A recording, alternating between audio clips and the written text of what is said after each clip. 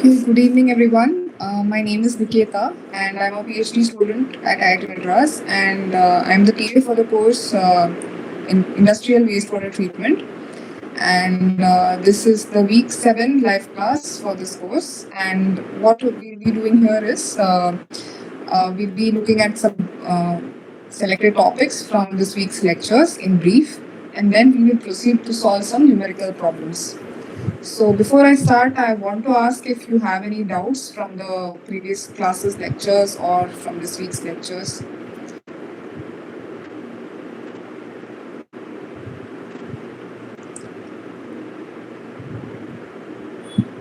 Sabita, do you have any doubts?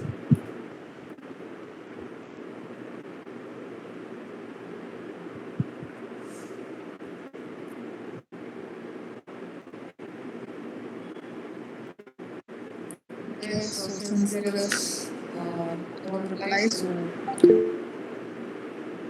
okay. Okay, fine. So we'll proceed with this week's class.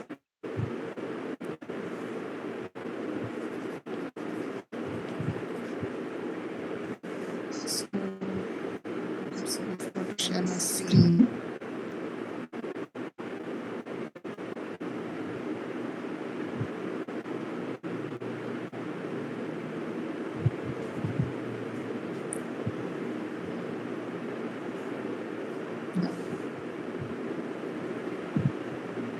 Okay, so this week you must have seen the video lectures about different industries like distillery and dairy industries, what processes happen in these industries, and like how the wastewater in these industries are treated. So, so we'll just look at some a brief overview of those processes. So the first one is the distillery industry.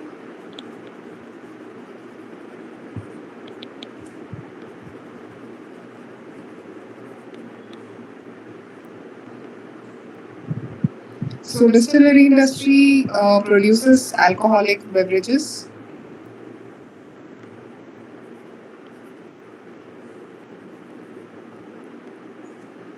Rectified spirit.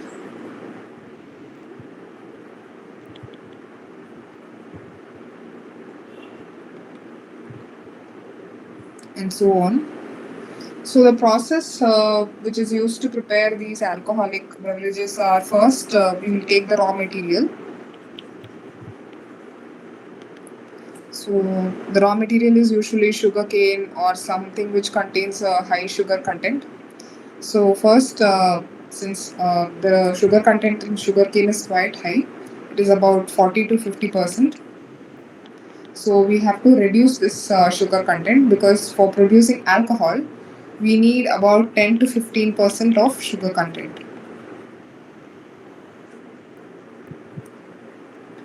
And for this, we have to dilute the solution, dilute the raw material. So first we'll be extracting the juice, and then we will add it with a lot of water. So the final sugar concentration becomes 10 to 15%. And the next step is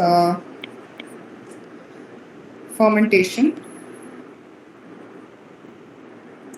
So for fermentation, we add yeast. So yeast is a type of microbe, and it will ferment the sugars. It will convert the sugars into alcohol in an anaerobic process. So that's what happens. And by doing so, it will break down the carbohydrates and it will multiply. So the yeast organisms will multiply and grow. And once fermentation is done, the yeast will be separated.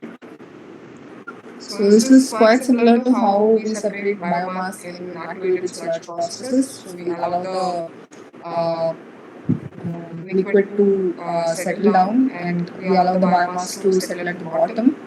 So we will take it to a sedimentation tank or settling tank, and then we allow the yeast to settle down, and that will be collected separately. And this supernatant or the liquor is separately collected.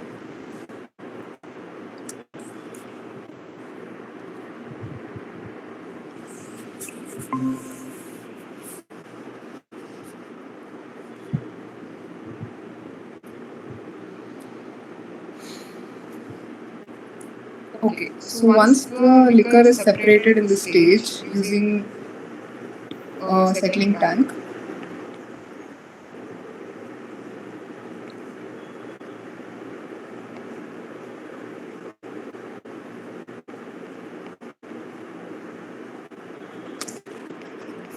the next step is taking the liquor to the analyzer column.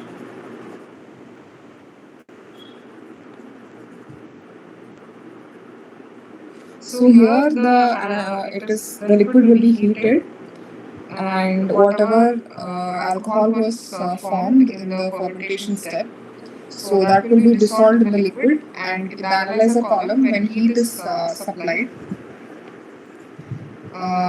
so whatever dissolved alcohol was there, that will be vaporized.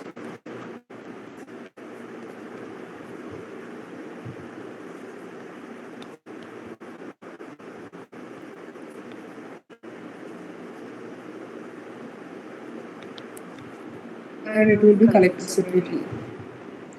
And so while heating, along with the alcohol vapors, there will also be some water vapor present. So that will be separated in the rectifier column.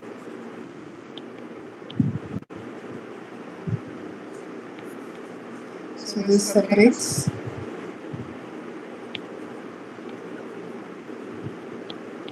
water vapor from alcohol vapors.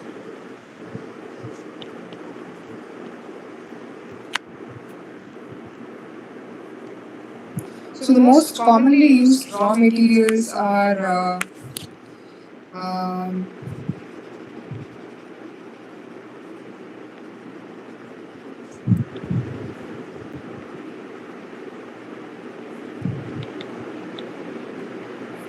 like beet or sugarcane.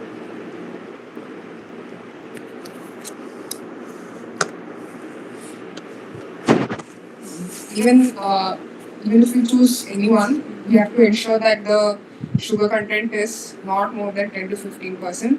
So if you are going with sugarcane, then we have to dilute it. Same with beet. And the microbe that we used, yeast, it is preferred because it has good tolerance to acidic pH.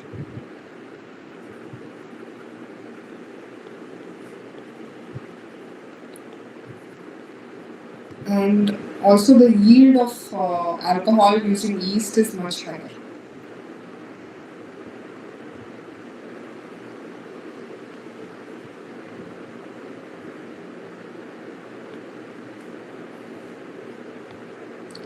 So for this um, alcohol production, there are two different types of processes.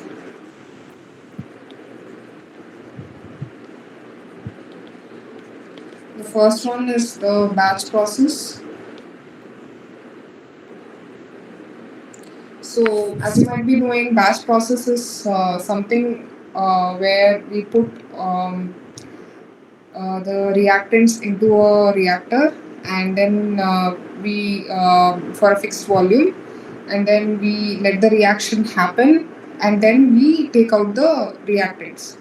So it happens, the reaction happens for a given duration of time, and during that timing, we don't allow any reactant to come in or go out.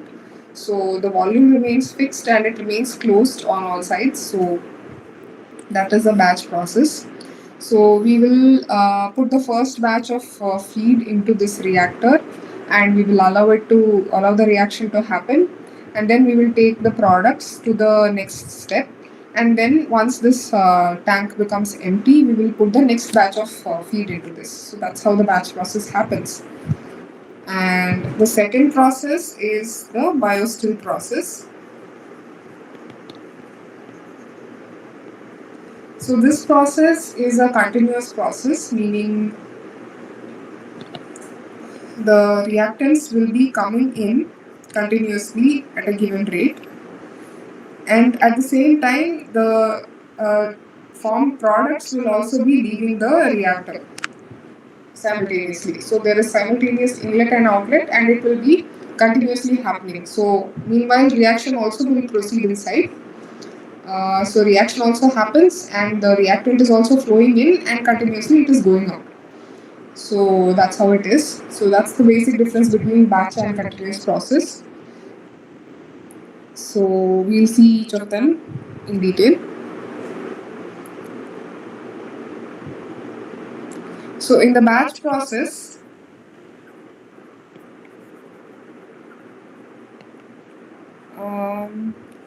once we have the feed and we dilute it, we take it to the pre-fermentation tank.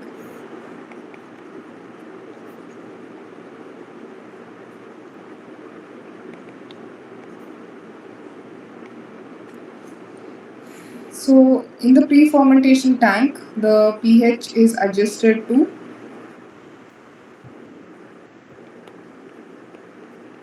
4 to 4.5, and temperature is maintained at 35 to 37 degrees Celsius for 4 to 5 hours.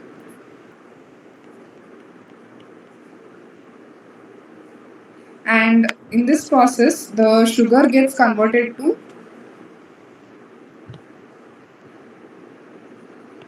glucose. So only half of the reaction happens, only sugar gets converted to glucose. The rest will be taking place in the main fermenter tank.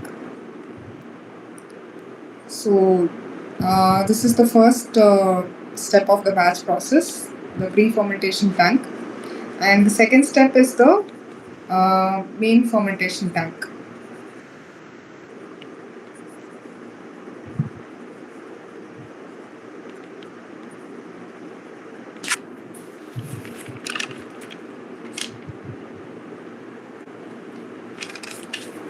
So here, whatever glucose we had in step 1 gets converted to alcohol.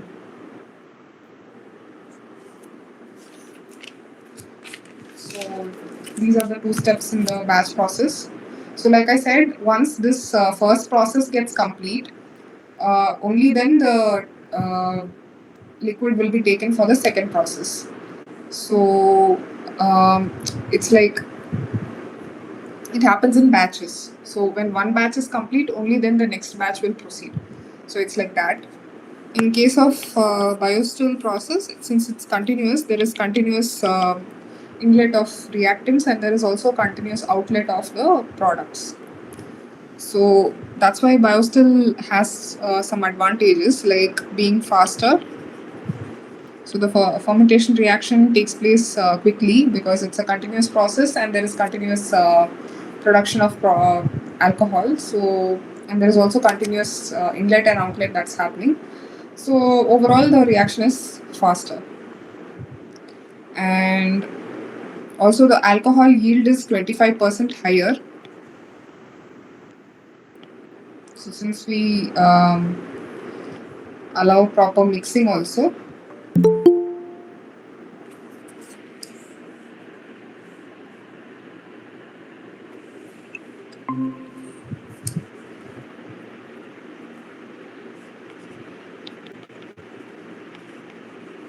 So in a continuous process, the reactants are added continuously and the product is taken out continuously. And that's why the process becomes faster and also there is more alcohol yield.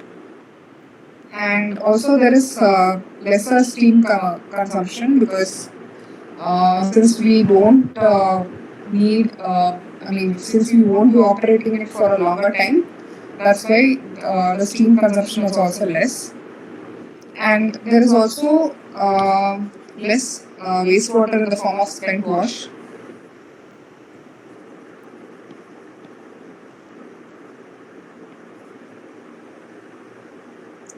So the spent wash generation is also lesser in the continuous process.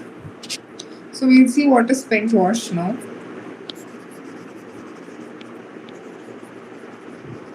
So spent wash is the high strength waste that is coming from the analyzer column. So analyzer column is where we heat the alcohol to vaporize it. So whatever remaining liquid is there, so that will be called as spent wash.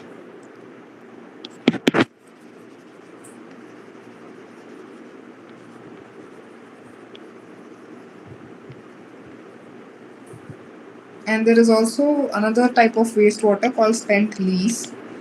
So this is coming from the rectification column. So where all the water vapor is separated from the alcohol vapors. So this will have some alcohol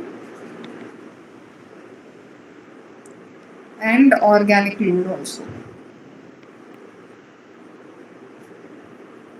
But it is less concentrated than spent wash.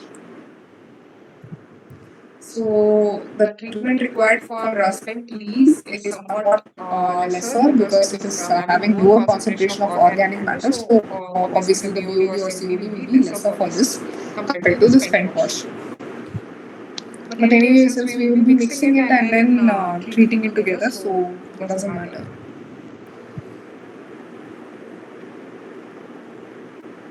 And another difference with the biostill process is that even though it is a quick process with a good yield, and it also gives low volume of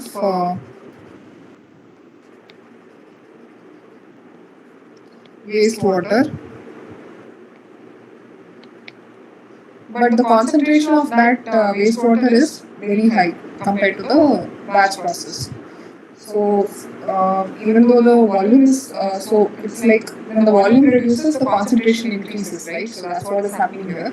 So when we reduce the volume of wastewater that is coming out, the concentration of that wastewater increases. So for treating such wastewater, we need to go for both aerobic as well as anaerobic treatment.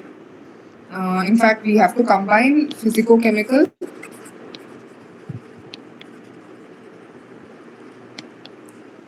anaerobic and aerobic, all three together. So first, for physicochemical, we will be doing separation first. So since after fermentation, even after settling, some yeast will be there along with the liquor, so that will be that has to be separated. Separation of yeast, and then whatever effluent is there, that also, sorry, not the liquor, the effluent itself will have some yeast, so that yeast must be removed first. and then the effluent needs to be cooled down because spent wash we will be heating it. So during the in the analyzer column we'll be heating the liquor. So whatever leftover is there after alcohol evaporates, so that liquid is going to be hot. So that is the spent wash liquid. So that is going to that has to be cooled down to room temperature before treatment. So that is the one of the physicochemical treatment processes. Effluent cooling.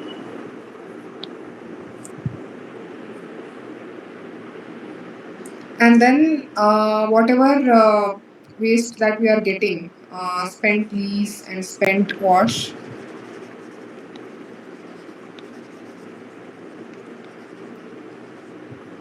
they are very different liquids. Spent wash has a high organic load,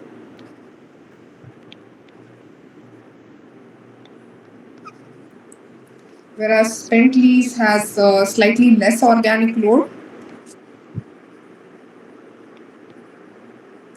So if we are going to treat this, then it is better to mix them together to maintain a uniform concentration of BOD or COD.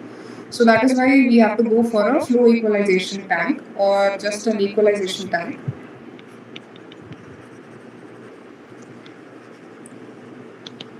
So it won't just make the concentration of BOD or COD uniform. It will also equalize the flow. That means sometimes the flow rate or the amount of the volume of wastewater that is generated will be high, whereas during the rest of the time it will be less or average. So we don't know. So that's why it is better to equalize the flow, collect all the incoming wastewater into a tank, and then mix them together, and then let it out in a uniform manner so that the flow rate is maintained. Okay, and then the next step is so this is the first step. So this is the second, and the third step is pH neutralization.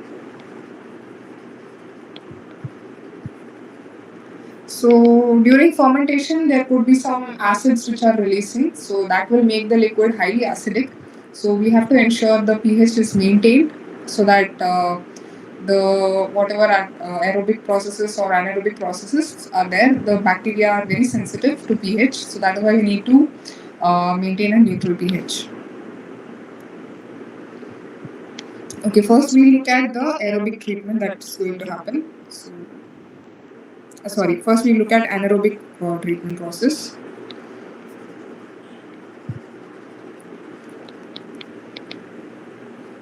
So for anaerobic treatment, we use upflow, anaerobic, sludge blanket, or UASB in short. So the upflow anaerobic sludge blanket is it's like this. So there is a reactor like this,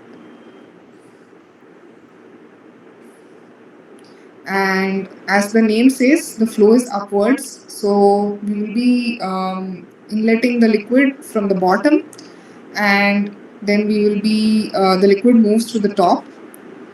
And here, over time, because it's an anaerobic process, there is as it moves up,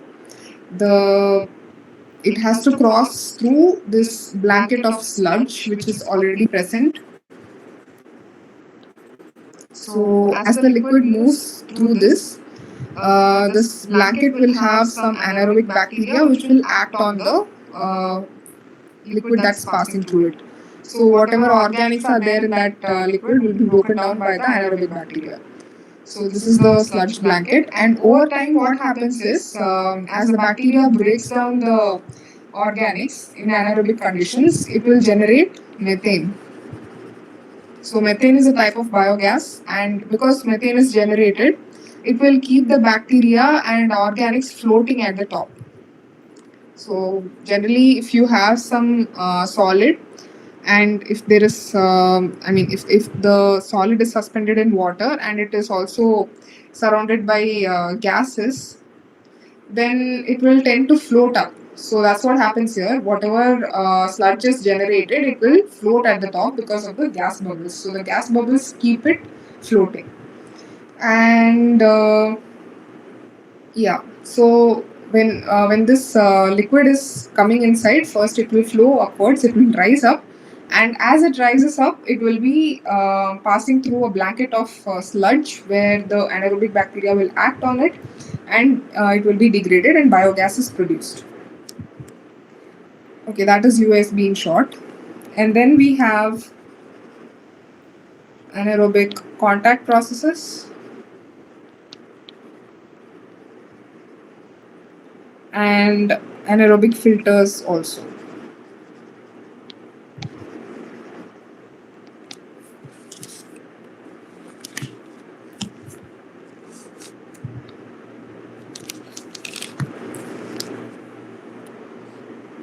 So in anaerobic contact process, the sludge is blended with the incoming spent wash, and vacuum degasification is done to improve sludge settleability. Okay. So why this is done is because in this case, sometimes what happens is because there is a lot of gas production, the sludge tends to float, and sometimes the sludge will also come out. So along with the effluent, the sludge also comes out. So this is highly undesirable because if the sludge goes out of the system, then the bacteria also, that means the bacteria is also going out. So there won't be any bacteria left in the reactor for the degradation to happen. So that is why this flowing out or sludge wastage is highly undesirable in this process. So in order to prevent this, we are doing vacuum degasification.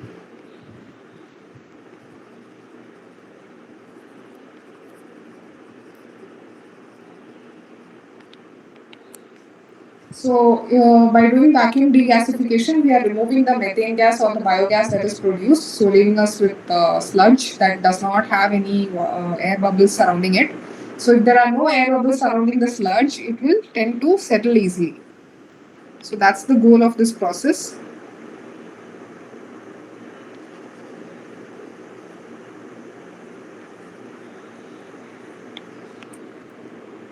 To ensure that the sludge that is generated is settling down properly without getting wasted by moving out of the floating and moving out of the reactor.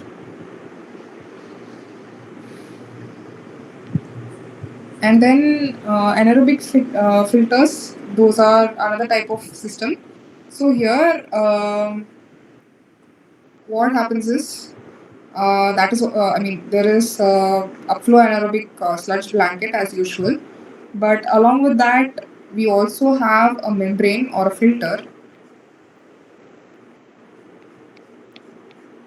So on this filter, there is growth of anaerobic bacteria.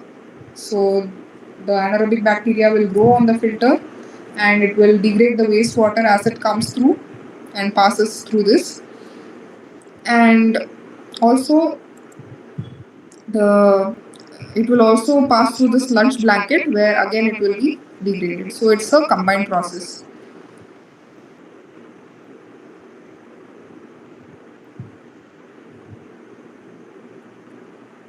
I'm sorry.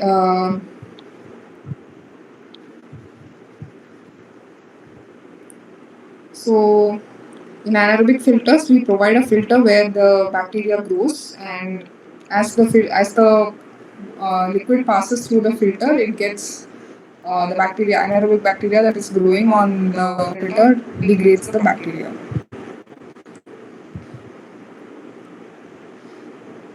And after the treated water comes out, it will be again passed through or recycled back into the system to maintain some stability.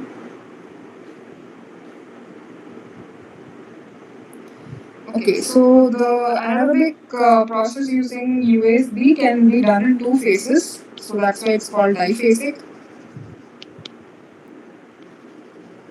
So in the diphasic anaerobic system, in the first phase, the USB converts organic compounds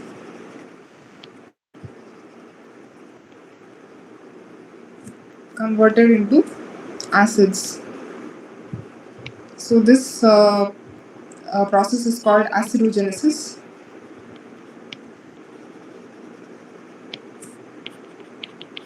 And then the second phase is where the whatever acids are there, organic acids, all of them.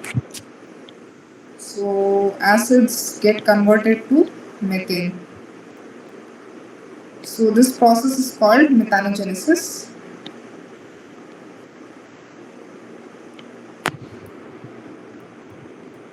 So it happens in two different reactors, one after the other.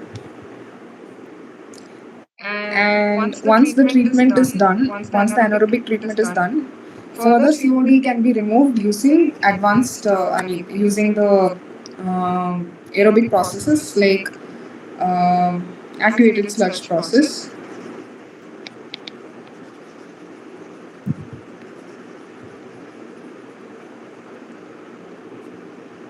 And whatever methane is generated in this, during methanogenesis, so that can be used for producing energy because methane is a highly volatile gas, so we can use it for burning purposes, and then we can produce energy from this.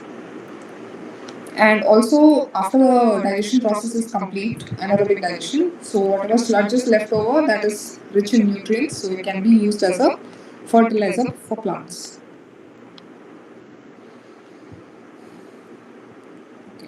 And now we look at anaerobic hybrid reactor.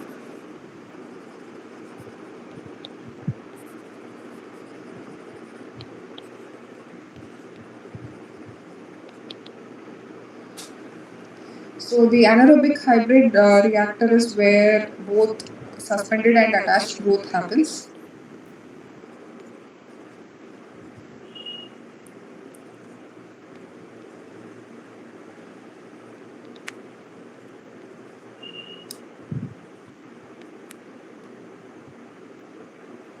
So it is quite similar to this anaerobic filter, where we had the filter where the anaerobic bacteria was growing, and whatever inlet wastewater was there, it used to pass through this filter, and as it passes through, the bacteria will degrade the organics in it.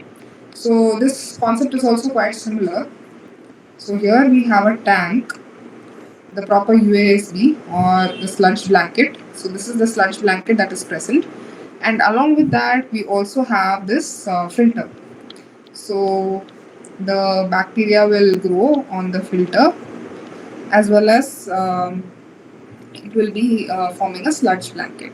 And also some of them, some bacteria could also be suspended. So it is like having both suspended as well as attached growth. So mostly it will be in the blanket only. So yeah.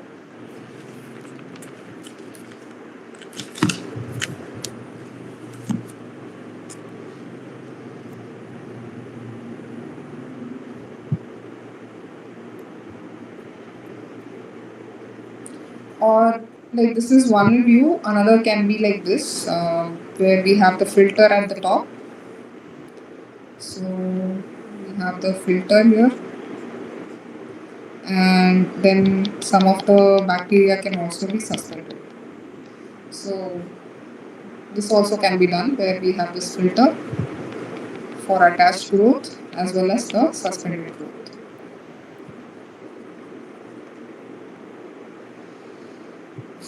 So the lower part is for suspended growth and the upper portion is for attached growth.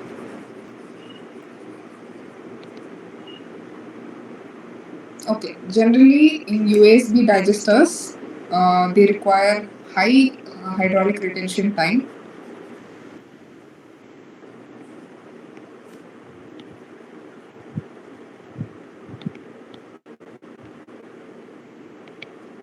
Or HRT. So hydraulic retention time is the time until which the liquid remains inside the reactor, or the time for the reactor, time taken by the liquid, time that starts from when the liquid enters into the reactor to the time the liquid leaves the reactor. So that duration is your hydraulic retention time. So in traditional UASB processes, the HRT required is high. And also, the one problem with anaerobic filters is that filters they can get clogged. And once clogged, they have to be replaced or they have to be clogging has to be removed, and then it can and then only it can be used.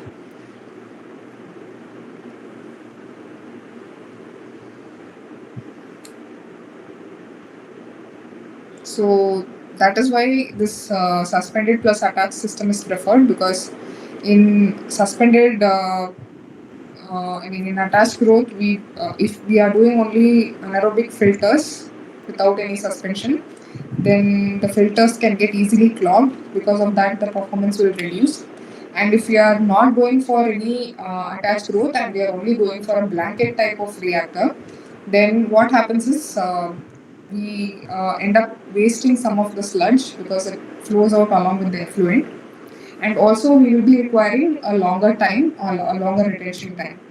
So longer retention time means we will be needing a bigger tank, and so that increases the cost significantly. So a hybrid reactor will reduce all these because it has both filter as well as suspended as well as attached processes. So if the bacteria tries to flow out, the filter will act as a barricade and it will prevent it. And also, the filter clogging can be significantly reduced because we already have some suspended bacteria in the body of the tank, which will degrade the organics present in it.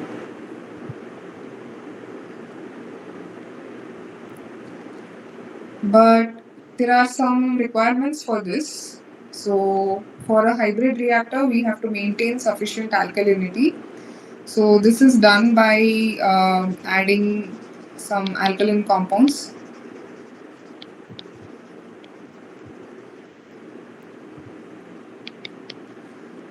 So the alkalinity should be 1500 to 5000 milligram per liter of bicarbonate hardness.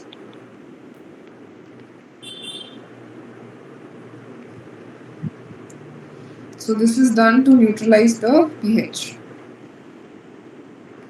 And also we have to keep an eye on how much volatile fatty acids are produced. So since this is an anaerobic process, we will have volatile fatty acids. And if the volatile fatty acids content, or VFA,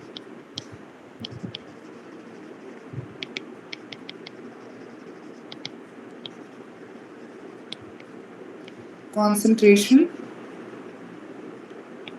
should be below 500 milligrams per liter. If it exceeds this, then the system can be disrupted. The reactions can be disrupted. So along with optimum hydraulic retention time, we have to also maintain optimum sludge retention time.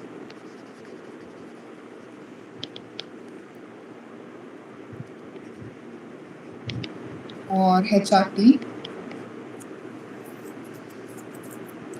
And also we have to maintain sludge washout rate.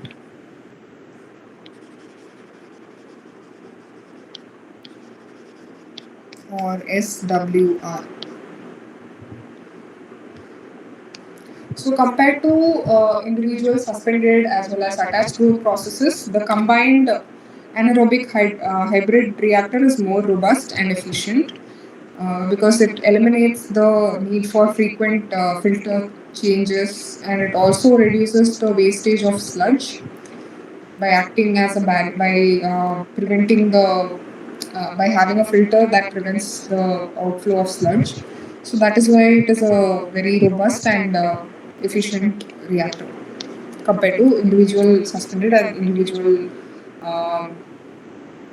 attached growth processes.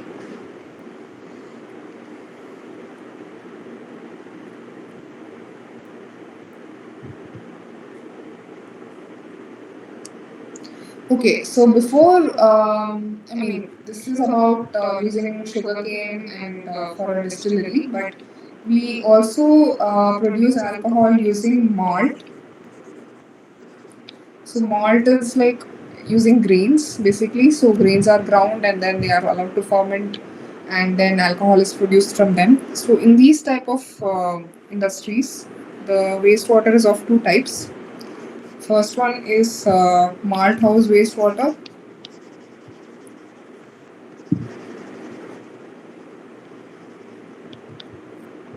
and the second one is brewery section wastewater.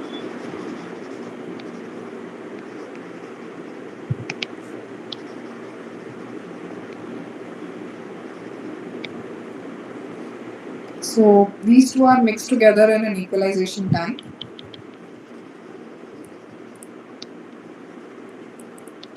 So malt house wastewater means the malt is rinsed, washed, and then it is cut down. Size reduction happens, and then it is allowed to ferment. So whatever wastewater is generated in that process is the malt house wastewater, and the brewery section wastewater is especially wastewater that is generated during the fermentation process, and then the further yeast separation processes and so on. So whatever sludge is generated from the treatment process, it is sent for sludge treatment. So sludge treatment means first dewatering, and so dewatering means using drying beds or sludge drying beds. So that we have seen in that you must have seen in the previous week's lectures. And whatever dried sludge is left over, so that is rich in nutrients and it can be used as a manure. And whatever small fine biomass are left in that effluent, they can be removed using filtration.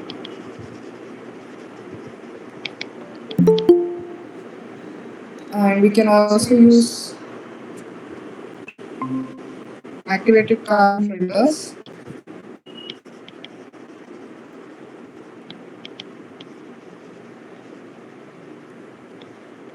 to remove any foul smell and taste. So that's about treatment in a distillery. So now we will be looking at the next industry, which is the dairy industry.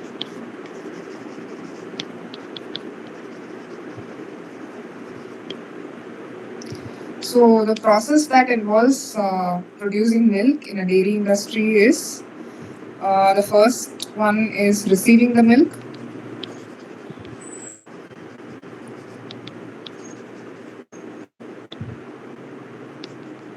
And once the milk is received, it is stored in tankers.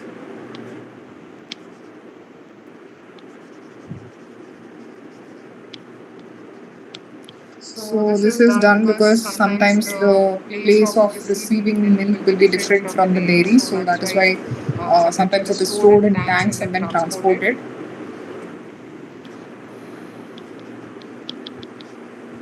And the next process is separation. So separation involves separating the milk and then standardization. So in standardization, like different categories of milk will be taken out. So some milk will be having a high fat content, some will be having a low fat content. So depending on that, separation will be done, and also the butter will be separated out.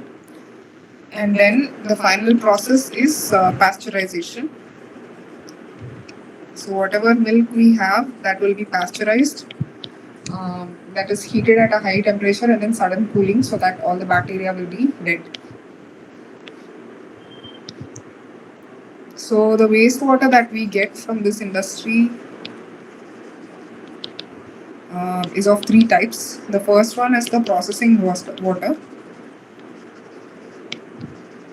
So this is the water that is used for heating and cooling. So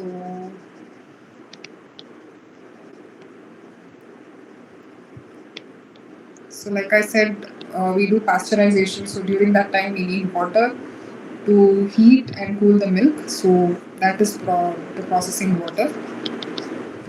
And then the cleaning wastewater.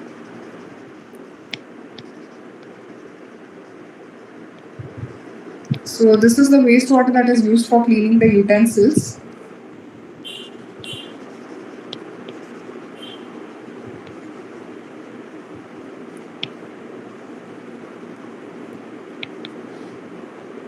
So since this is the water that is used for cleaning milk containing utensils, so it will also have a high organic load.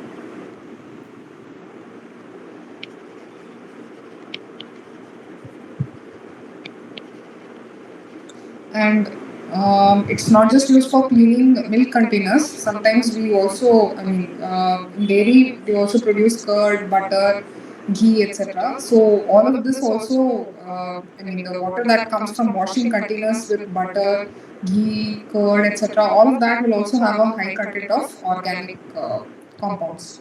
So that's why the organic load coming from cleaning wastewater is very high.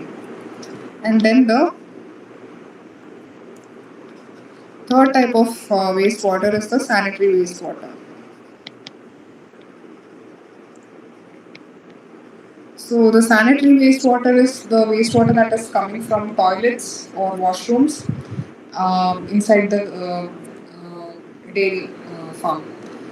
Sometimes there will be some residences also. So the water that is coming from those residences and office places come under the sanitary wastewater. So this needs to be treated just like how we treat domestic wastewater. So in a sewage treatment plant. So previously, for every 1 liter of milk, the wastewater generated will be around 2.5 liters. But now with better practices and better management of wastewater, we have reduced this to 1 liter of milk, producing 1 liter of wastewater.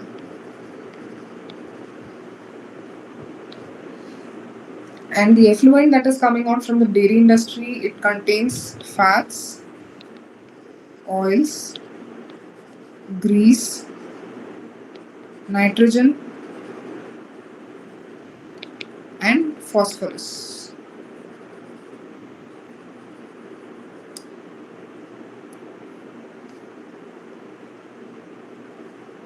So the treatment method that is being used goes like this. The first type is the mechanical method.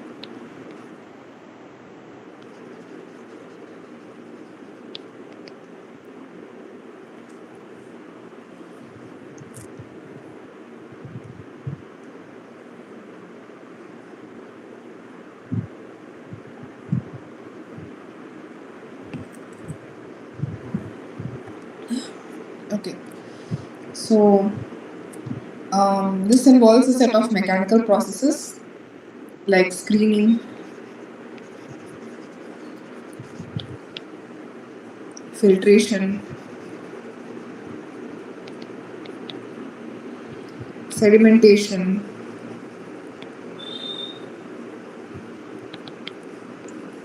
and flotation. So I think you must be knowing what these terms are. So we've already seen them in some. I think you must have seen them somewhere in this course itself. So screening means having screens to remove any floating particles, and then filtration means removing any solid particles which are suspended, and then sedimentation involves allowing the solids to settle down, and flotation means any if there are any floating organic particles, if there are any suspended organic particles, then that can be supplied with gas. And like I said previously, with gas bubbles, the solids will tend to float at the top and they can be skimmed. Or if there are any oils, then that can also be, gas can be supplied. so that it rises to the top and then it can be removed easily. So that is flotation. And then comes the chemical processes.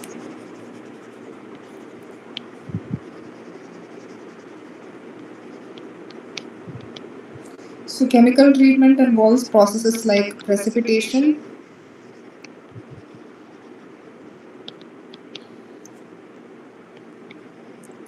coagulation, and flocculation.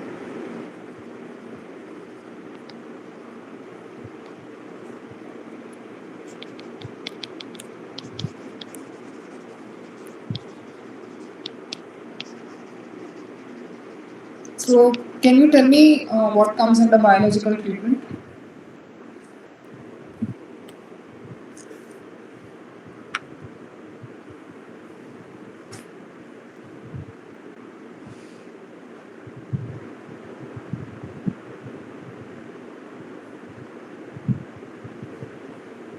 What processes can come under biological treatment?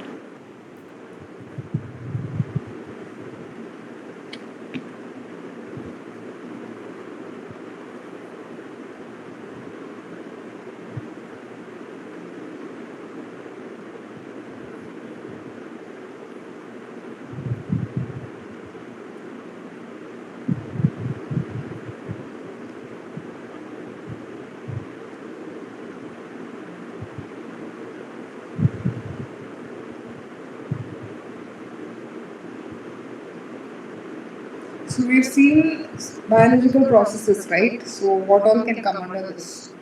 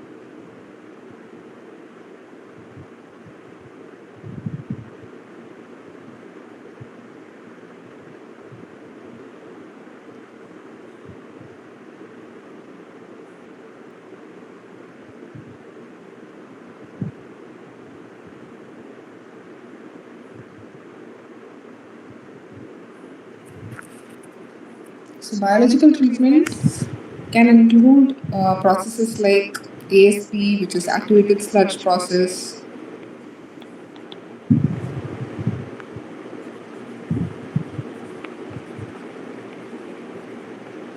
So here we are talking about aerobic processes. So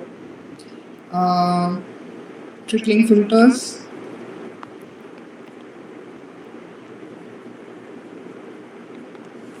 and even aerated lagoons. So all of them are biological processes that are used for treating the wastewater.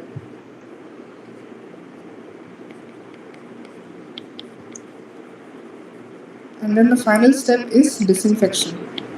So once we make the wastewater undergo the mechanical, chemical, biological processes, before letting the wastewater, treated wastewater out, we have to ensure that it is disinfected so that it does not carry any pathogens which will affect the living organisms.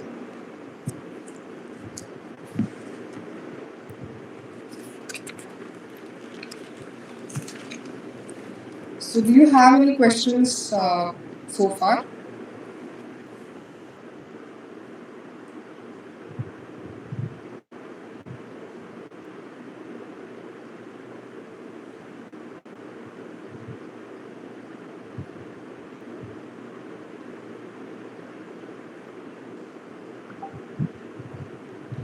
Okay, so then we will solve some problems. So, okay. We will solve some numericals.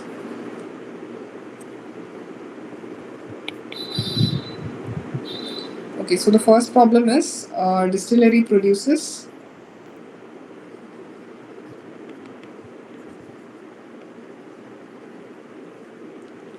25 kiloliter per day of alcohol, and the spent wash generation rate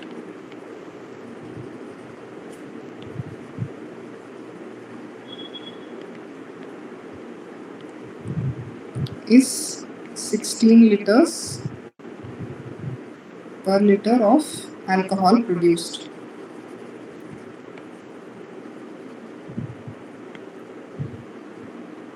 Now, these are the properties of the spent wash.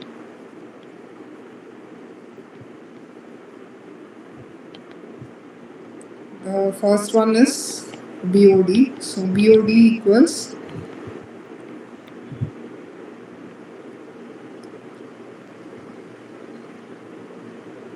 1,40,000 milligrams per liter, and the biogas production rate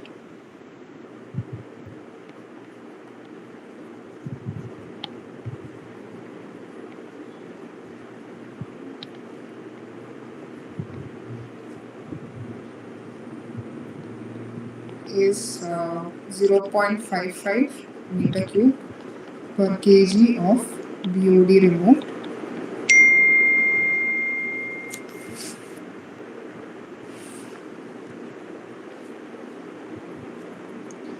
And the BOD removal is about 85%. So from this 1,14,000 milligram per liter, only 85% of that is removed, so the rest is not removed. And also the biogas that is produced contains 40% methane and methane has a calorific value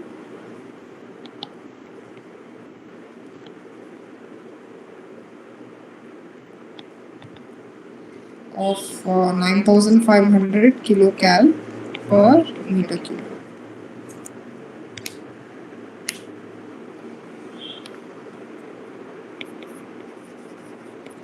Now, the question is to determine what is the spent wash generated.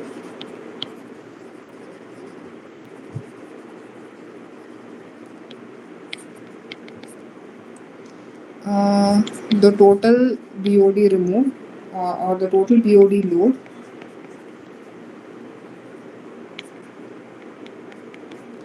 and the amount of BOD removed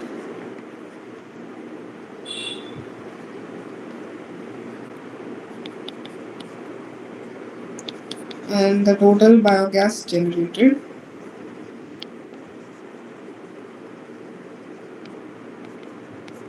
and how much methane is generated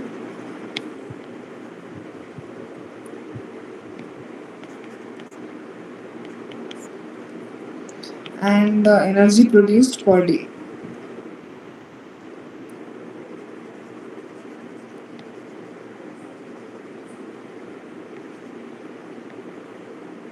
So this is what we have to find out. So the first question is how much spent wash is generated.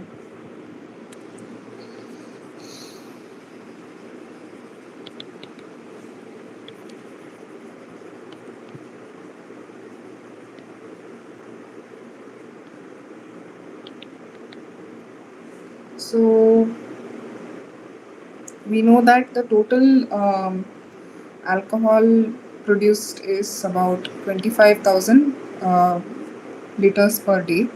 So it is 25,000 liters per day. So, and we've also been given that the spent wash generated is 16 liters per liter of alcohol. So if we are producing 25,000 liters and for each liter 16 liters of spent wash is produced, for 25,000 liters then we have to multiply it by 16. So what is this number? 25,000 multiplied by 16.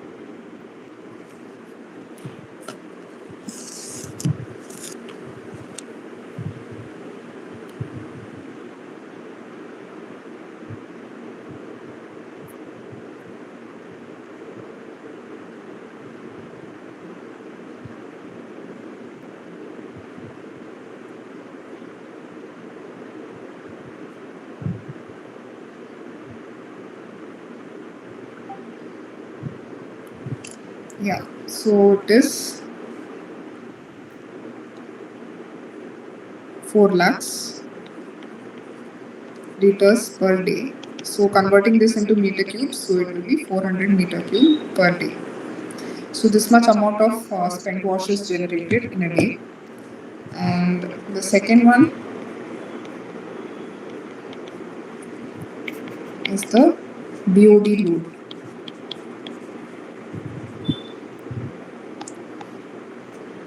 So we know that the BOD of spent wash, as given in the question, is 1,40,000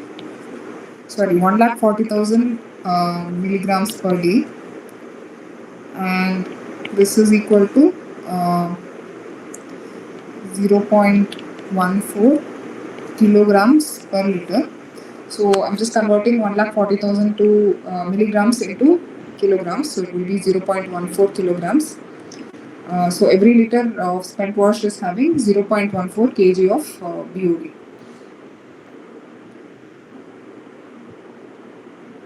So then if we have 4 lakh liters, then how much will be there?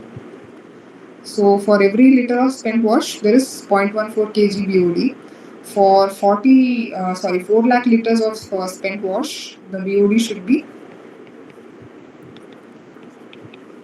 4 lakhs into 0.14. So this should be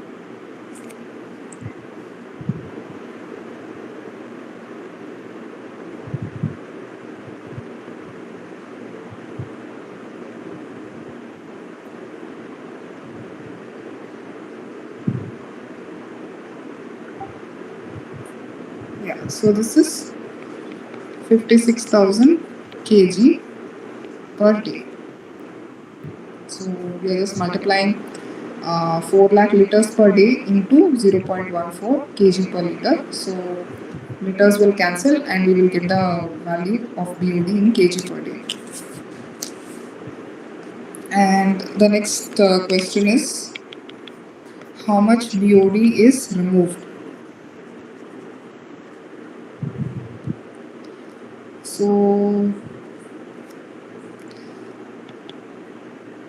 it is given in the question itself that BOD removal is only 85%. So if that, what that means is, out of 56,000, only 85% is removed. So I'm just multiplying 56 by 0.85. So we've been given that it is 85%, so 85 by 100. So this is the number. How much is this?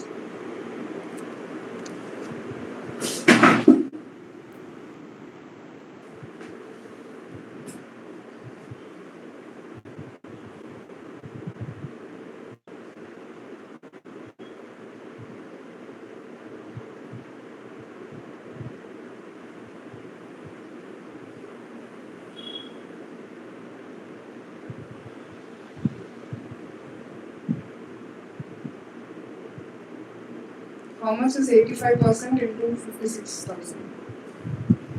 Okay, so it is 47,600 kg per day. So that's the amount of, out of the 56,000 kg per day, only 47,600 kg is removed. Rest will not be removed. in this process. And then we have to calculate how much biogas is produced.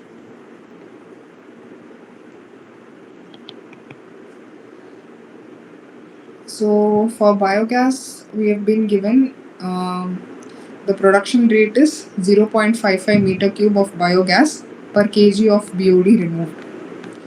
So in that case, we know how much BOD is removed. So that is 47,600, and we have to multiply this by 0.55. How much is this?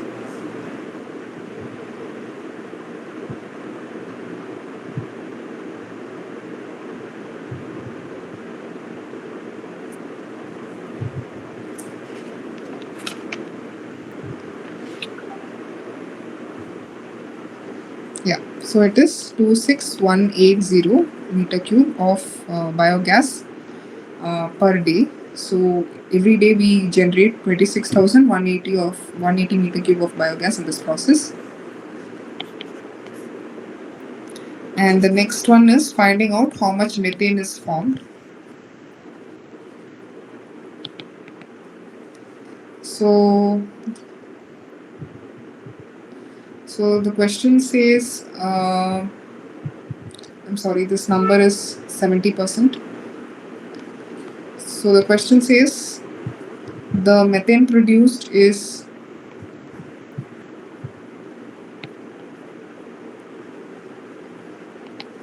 70% of biogas.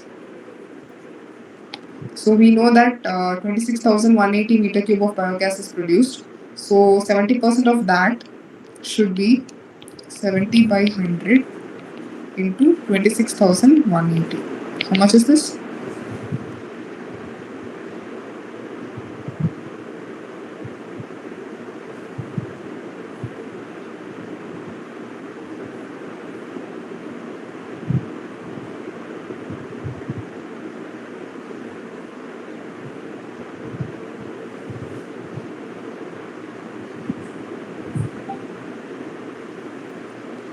Yeah, so it is 18,326 meter cube per day of methane. Now the last question is to find out how much energy is required.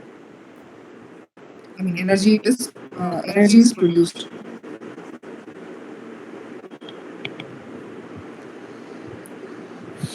So the question says the calorific value of methane is 9,500 kilocal per meter cube.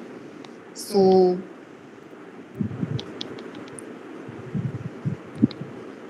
we are producing 18,326 meter cube. So we have to multiply this by 9,500.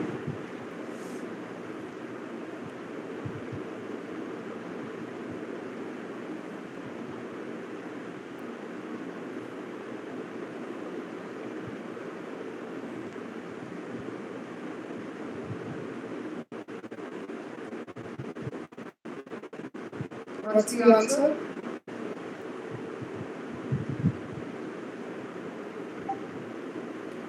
Yeah.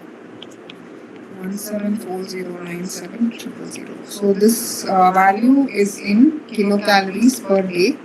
But if we have to convert it into kilowatt hour per day, then we have to divide it by 860. So in that case, the energy in kilowatt hour will be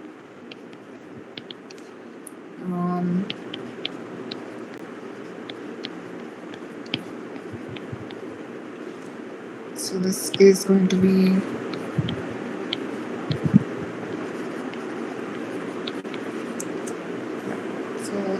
the amount of energy that is produced is 2,437 kilowatt hour per day.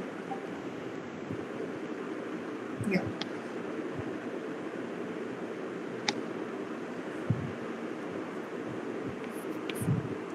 So the next question is, so we have a brewery, and the brewery discharges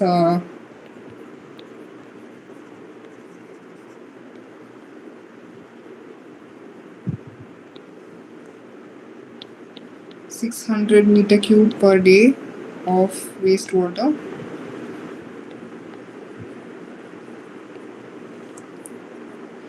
And the wastewater has the following properties. First one, acidity. So the acidity of the wastewater is 250 milligram per liter as calcium carbonate.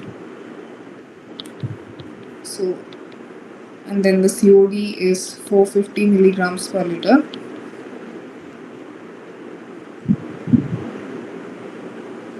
And if we are going for an aerobic process, then the oxygen requirement will be 1.42 grams of oxygen per gram of COD removed. So now the question is to determine the following things. First one is to find out how much sodium hydroxide is required.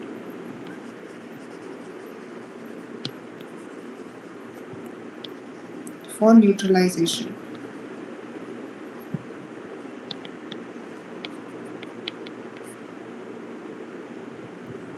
And then what is the total oxygen required for COD removal.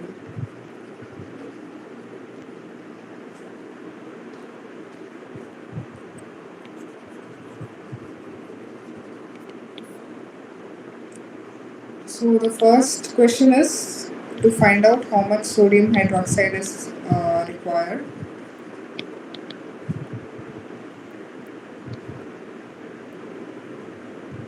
So in the question we've been given that the acidity is 250 milligrams per liter as CaCO3. Now the equivalent weight of CaCO3 is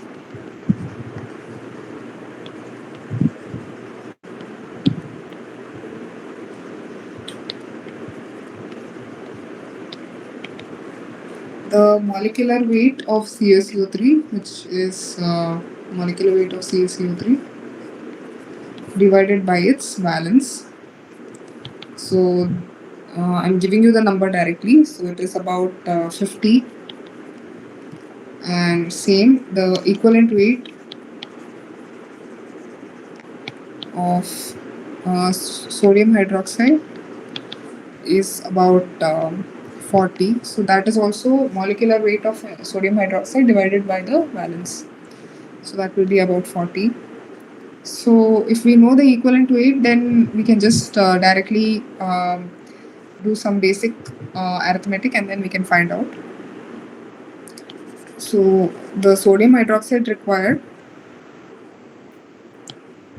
will be equal to whatever acidity is present multiplied by the equivalent weight of calcium carbonate, equivalent weight of sodium hydroxide divided by that of calcium carbonate.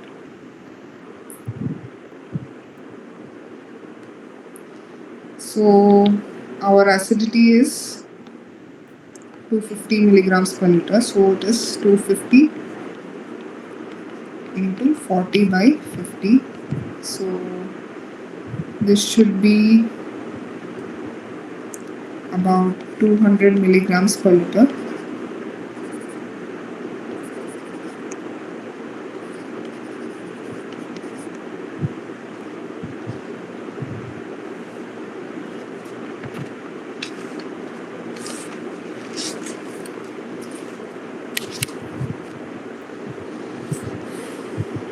And then the question is actually how much sodium hydroxide is required for neutralization. So we have just found out how much alkalinity is required. So this is the alkalinity required.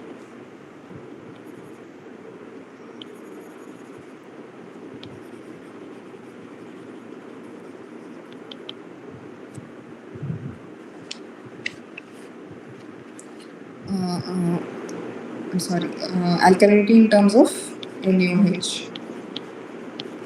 So the This is in terms of milligrams per liter. So for 60,000 liters, we might need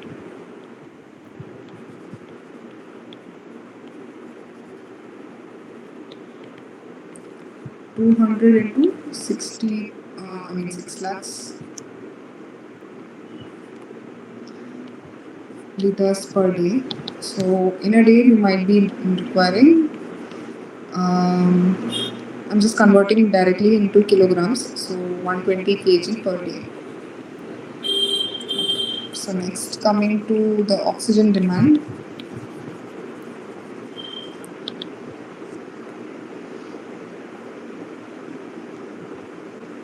So here we know that from the question we have been given that the wastewater COD is about 450 ppm or 450 milligrams per liter.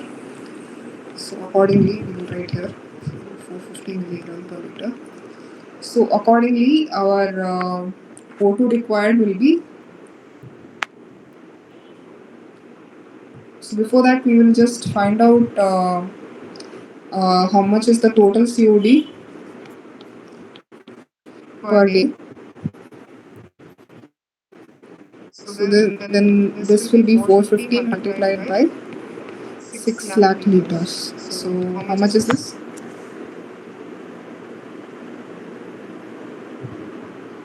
Now I want the answer in kg per day.